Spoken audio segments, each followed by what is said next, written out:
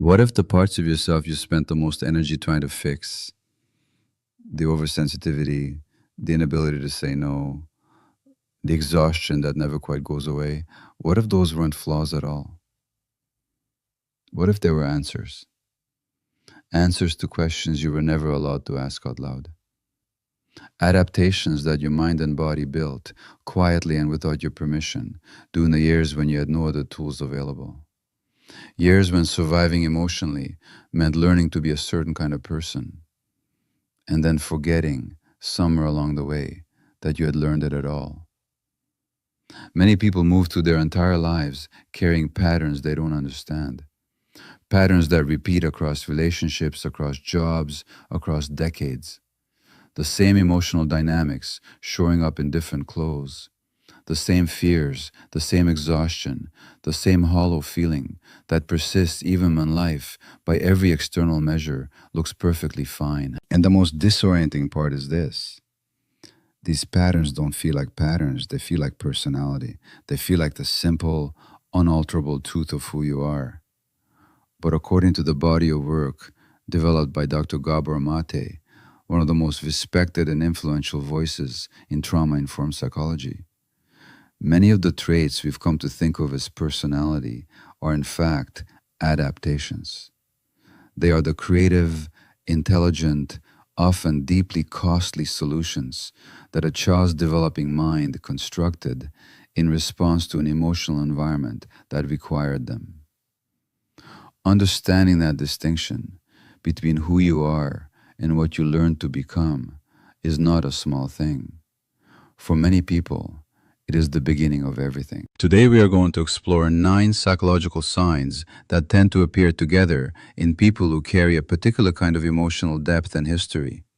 Not to diagnose you, not to define you, but to offer you something that is, in many ways, more valuable than any label. A framework for understanding yourself with more clarity, more compassion, and eventually more freedom. Let's begin. The first sign is perhaps the most common among people who carry this particular emotional profile. And it is common precisely because it is so easy to mistake for a virtue. You feel responsible for the emotional states of the people around you. Not occasionally, not situationally, but as the baseline mode of operating in the world. A constant, low-level monitoring of everyone else's inner weather, and an equally constant pull to do something about it when the forecast looks difficult. This is not the same as empathy, although it often lives alongside genuine empathy. Empathy is the capacity to feel with another person. What we are describing here is something more compulsive, a nervous system that learned very early in life that its own safety depended on the emotional comfort of the people nearby. Gabor Mate has explored this pattern extensively in the context of attachment theory, the study of the emotional bonds between children and their primary caregivers that form the psychological foundation for everything that follows. In a healthy attachment environment, a child learns something profound and simple. My needs matter. My emotions are welcome here. I do not have to earn closeness by managing how the people around me feel. But when that environment is disrupted, not necessarily through dramatic events, but through the quieter, more pervasive disruptions of parental stress, emotional unavailability, depression, addiction, unresolved trauma, or simply the emotional overwhelm of caregivers doing the best they can with too little, the child often learns a very different lesson. The lesson is survival level simple. The way to maintain connection is to make yourself useful to the emotional world of the people you depend on. The way to stay close is to stay attuned. And the way to keep love from going away is to make sure the people who hold it never become too uncomfortable. Imagine what this looks like in practice. It looks like the child who learns to read a parent's face before they've even entered the room, who adjusts their behavior, their tone, their very presence based on the signal received in that first half second of contact, who becomes, without ever being taught, a specialist in the emotional management of the adults around them. And then imagine that child at 35, at 45, still reading rooms, still adjusting, still feeling, somewhere in the body, that familiar pull of responsibility whenever someone nearby seems unhappy, even when the unhappiness has nothing to do with them. From the outside, this person often looks extraordinarily caring, and in many ways they are. But beneath the care is something the outside rarely sees: the exhaustion, the resentment that builds slowly and is immediately suppressed, the profound difficulty of ever asking with genuine belief that the answer matters. What do I need right now? One recurring theme in Gabor Mate's work is the cost of living at a perpetual distance from one's own needs. And for people who develop this kind of emotional hypervigilance in childhood, that distance is not a choice. It is a groove worn so deep by early experience that it came to feel like the natural contour of the ground. Recognizing it is the first step towards something different. Not selfishness, not withdrawal, but the gradual, sometimes terrifying discovery that your own emotional life deserves exactly the quality of attention you have spent so long directing outward. The second sign grows directly from the roots of the first, but it expresses itself in a specific and often painful way. You find it extraordinarily difficult to say no. And when you do manage to say it, when you push through the discomfort and decline a request or set a limit, the guilt that follows can feel almost physically unbearable. This is one of the most widely recognized patterns in trauma-informed psychology, and it is also one of the most frequently misunderstood. From the outside, the inability to say no looks like agreeableness, generosity, flexibility. And on the surface, the person living with it often sincerely believes that is what it is. They tell themselves they simply enjoy helping. They tell themselves conflict is unpleasant and harmony is better.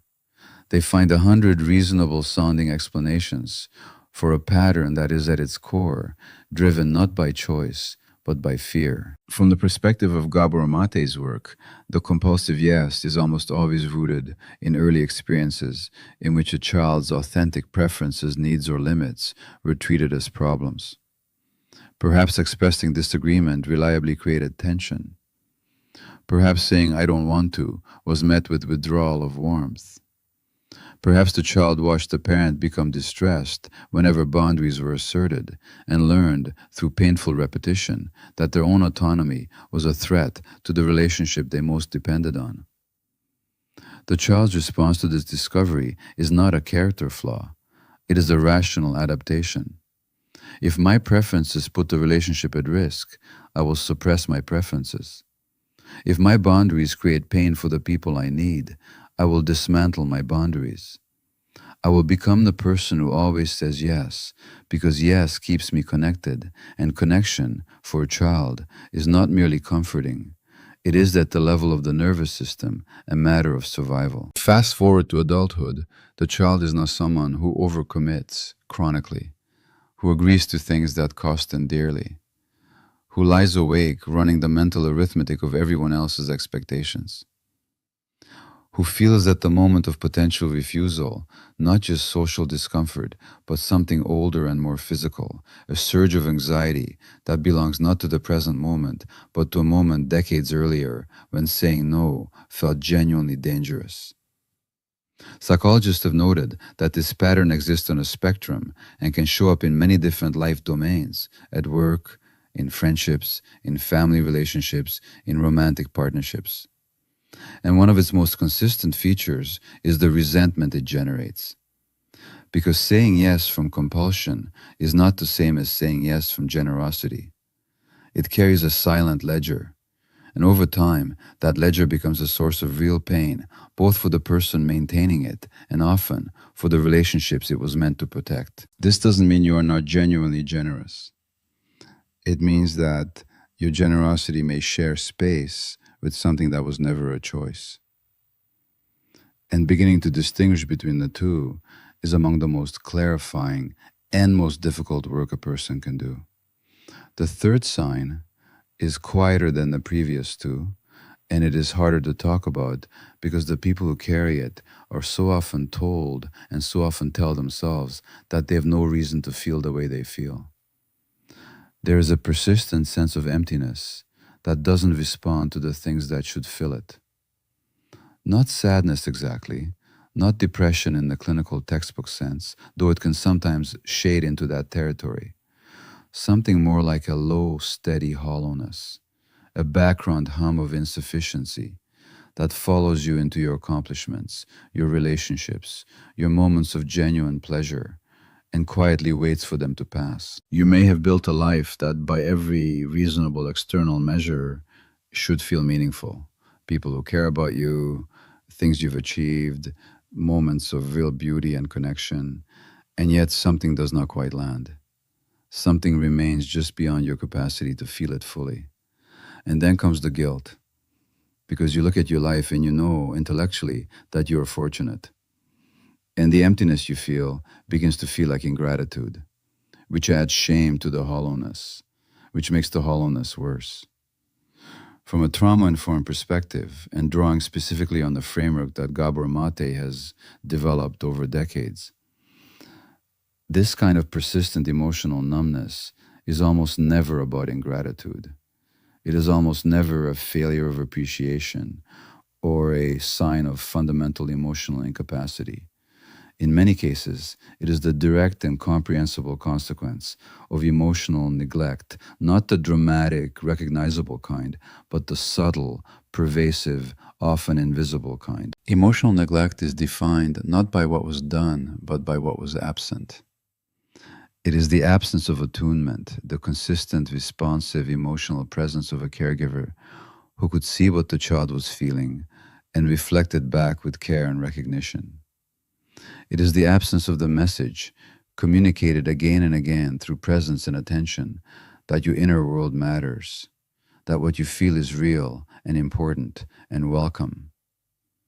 When that message is missing, when a child's emotional signals consistently go unmet, when their sadness is redirected, their excitement minimized, their fear dismissed, their anger punished, the child learns to do something that will cost them enormously in the years ahead.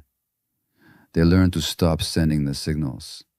They disconnect, gradually and unconsciously, from their own inner life. They turn the volume down on their own emotional world. And the emptiness that so many adults describe, that persistent, inexplicable hollowness, is often the echo of that disconnection. It is not the absence of an inner life, it is the presence of an inner life that was never given permission to exist fully. And the extraordinary, hopeful thing about understanding it this way is what it implies. There is something there. It was never destroyed, it was suppressed. And suppression, unlike destruction, is reversible. The fourth sign follows naturally from the third, though it operates in almost the opposite direction. Where the third sign involves the kind of emotional numbness, a disconnection from one's own inner world, the fourth sign involves a kind of emotional overconnectivity with the inner worlds of others. You absorb other people's emotions, not as a figure of speech. Physically, you walk into a room and something shifts in your body. That corresponds to the emotional temperature of the people in it. You sit next to someone who's anxious and begin, without trying, to feel anxious yourself. You spend time with someone who's sad and carry that sadness home long after the conversation has ended. And in any given moment, you often cannot say with confidence which feelings are yours and which ones you've unconsciously taken on from someone nearby. This experience is real, it is recognizable, and it is a clear developmental origin that Gabor Mate's work helps illuminate. Children who grow up in emotionally unpredictable environments develop out of necessity an extraordinarily refined capacity to read emotional states. This is not a talent. It is a radar system, one the nervous system builds because it needs it. Because in an environment where a parent's mood can shift without warning, where the atmosphere of the home is never quite stable, knowing how someone feels before they show it becomes a genuine form of self-protection. The problem is that this capacity develops without a corresponding filter. The child learns to detect emotions with remarkable precision, but they don't learn to keep those emotions at a safe distance. They don't develop the internal boundary that would allow them to observe someone's pain without absorbing it, to be present with someone's fear without catching it in their own body. In adulthood, this shows up as a kind of permeability that can be genuinely exhausting. Social interactions drain in ways that are difficult to explain to people who don't experience them the same way. Crowds become overwhelming, not for reasons of noise or stimulation in the ordinary sense, but because of the sheer unfiltered volume of emotional input arriving simultaneously. And beneath the exhaustion is a deeper confusion, the difficulty of knowing at any given moment what you actually feel, of locating yourself within your own emotional experience when so much of that experience has been imported from the people around you. One of the quietest and most powerful questions a person with this pattern can learn to ask is simply, is this mine? Not as a deflection, not as a way of avoiding difficult feelings, but as a genuine, curious inquiry into the origin of what is happening inside. Because the capacity to ask that question, to pause and distinguish between what belongs to you and what you've unconsciously absorbed from someone else, is itself a form of boundary. And for many people who carry this pattern, it may be the first boundary they have ever been able to establish that feels truly internal. The fifth sign lives beneath a very convincing disguise, and the disguise is often success. You are driven by a deep and persistent belief that you are not enough, and no achievement, no praise, no evidence of your own capability seems to permanently close the gap. Gabor Mate draws a clear distinction in his work between what he describes as healthy striving, the kind that flows from genuine passion, curiosity, or a felt sense of purpose, and compulsive achievement, which flows not from fullness, but from deficit, from the unconscious attempt to fill, through external validation, a wound that external validation cannot reach. This pattern traces, in most cases, to early experiences in which love or attention was primarily conditional, tied to performance rather than to presence. The child whose successes were celebrated and whose ordinary moments of need were overlooked. The child who learned through the accumulation of 1,000 small experiences rather than through any single dramatic event, that they were most visible, most valued, most lovable when they were producing something admirable. The message absorbed, not intellectually but at the level of felt experience, is stark.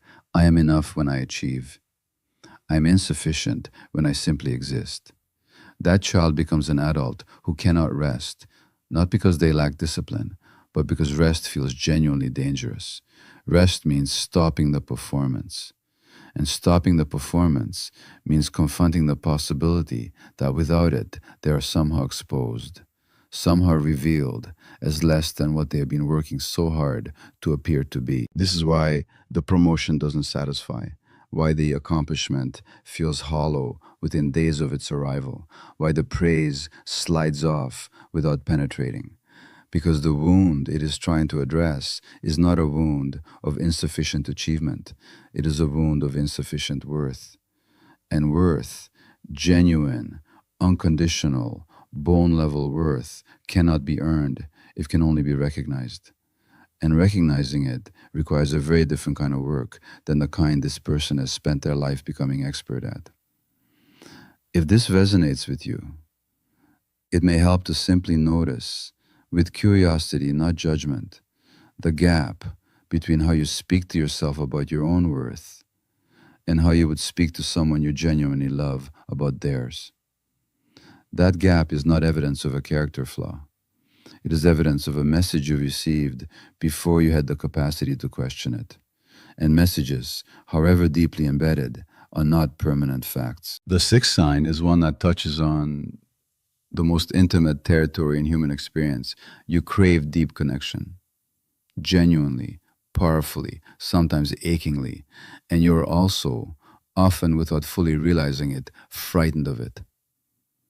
This is the paradox that attachment researchers describe as insecure attachment. And it creates one of the most exhausting and disorienting emotional experiences a person can live with. The simultaneous pull toward intimacy and the pull away from it, operating at the same time in the same nervous system with equal force. On one level, there's a longing so deep it is sometimes hard to look at directly. A longing to be known, not the curated version of yourself you present to the world, but all of it. The parts you're proud of and the parts you're ashamed of. The fears and the hopes and the confusion. To be that fully seen by another person and to have them stay. And on another level, running directly beneath that longing is a terror that closeness itself will confirm what the old wound already suspects, that being fully known leads inevitably to being found insufficient, to being left. One recurring theme in Gabor Mate's work is how early attachment experiences create internal templates, unconscious working models of what relationships are, what closeness means, and what can and cannot be trusted to remain. When those early experiences involve caregivers who were warm but inconsistent, available sometimes and absent others, loving in one moment and irritable or withdrawn in the next, the child's nervous system develops the deeply conflicted relationship with closeness itself. It learns to want love and to brace against it simultaneously, to approach and retreat in the same breath. And this pattern, unless it is recognized and gradually worked through, follows the person into every significant relationship they will ever have. In adulthood, it may look like relationships that begin with extraordinary intensity and then collapse under the weight of real intimacy. It may look like the impulse to withdraw precisely when a relationship becomes genuinely close. It may look like a pattern of choosing partners who are emotionally unavailable, not from self-destruction, but because emotional unavailability feels like familiar ground, like the territory the nervous system already knows how to navigate. Understanding this does not mean you're doomed to repeat the pattern. It means you can begin to see it. And what can be seen with honesty and patience, and often with skilled support, can change.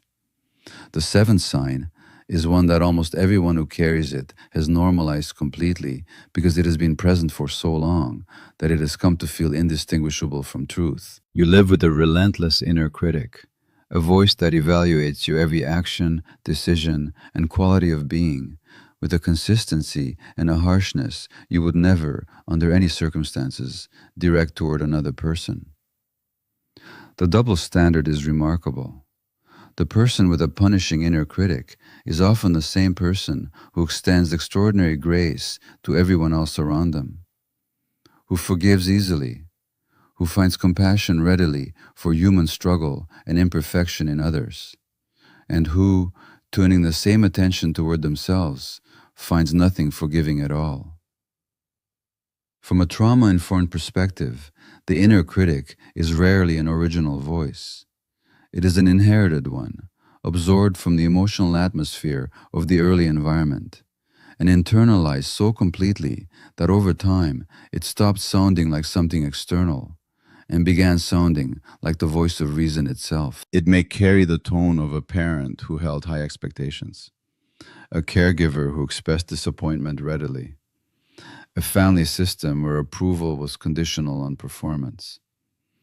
Or it may be less specific than that, simply the cumulative effect of an environment in which the child's ordinary human imperfection was treated as a problem to be corrected, rather than a reality to be gently held. Gabor Mate has spoken and written about the concept of compassionate inquiry, the practice of turning toward our own inner experience with honest curiosity, rather than with the judgment that so many of us have been conditioned by early experience to apply to ourselves. The inner critic does not respond well to being attacked. It tends to amplify when fought directly. But something interesting happens when it is met with genuine curiosity, when instead of arguing with it or surrendering to it, a person begins to ask where it came from, what it was originally trying to protect, and whether its methods are still serving the purpose they were designed for. That inquiry does not silence the inner critic immediately, but it begins, slowly, to create a different relationship with it, one in which the voice becomes less like an absolute authority and more like an old habit, one that can, with time and practice and compassion, be gently outgrown. The eighth sign is physical as much as emotional, and for many people, it has been one of the most confusing and isolating aspects of their experience. You are chronically tired. And the tiredness doesn't fully respond to rest, not the tiredness of a demanding week, not the fatigue that a good night's sleep repairs, something deeper, a weariness that persists in the background, regardless of how much you sleep, how carefully you rest, how many times you try to recover. A tiredness that sometimes makes you wonder if something is medically wrong, even when every test comes back normal. Gabor Mate has written extensively and compellingly about the relationship between emotional suppression, chronic stress, and physical health. One of the central insights that runs through his work is that the body does not remain neutral in the face of sustained psychological experience. What the mind learns to suppress, the body continues to carry. And what the body carries long enough, it begins to express in physical terms. When a person spends years, sometimes decades, maintaining emotional hypervigilance, suppressing feelings that are unsafe to express, performing a version of themselves that the environment seems to require, and never truly resting in the felt sense of being safe and allowed to exist without condition, the nervous system remains in a state of chronic low-grade activation. The stress response, which was designed to be temporary, a burst of mobilized energy in response to a genuine threat, becomes instead the permanent mode of operation. And the body, which was never designed to sustain this level of continuous activation, begins to show the cumulative cost in fatigue, in immune vulnerability, in disrupted sleep, in a bone-level weariness that no amount of conventional rest can fully address. Because what this kind of tiredness often requires is not more sleep. It is a different kind of permission. The permission to feel what is real. The permission to need what you need. The permission to stop performing, even briefly, and to simply exist, without the constant invisible labor of emotional management that has been operating in the background for so long, it has become invisible. That permission is not a small thing. For many people, it may be the most radical act of self-care they have ever attempted. Cornatus next